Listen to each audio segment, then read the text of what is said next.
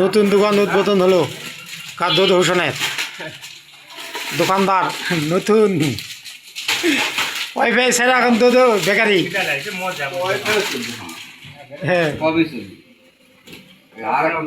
তারপরে কি হয় দেখা যাক দোকান নতুন দিল হয়েছে দেখে তার শর্ট হলো না হয়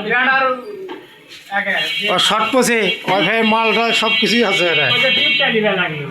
টিউবটা কত টিউবটা চলবি 200 টাকা 220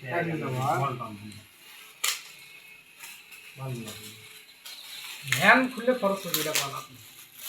আমি আইডিয়া করে নিয়ে আসি ঠিক আছে আমাকে দিয়ে এটা মত ব্যাস তোমার বিয়ারিং আর তারপরে লাগলো কি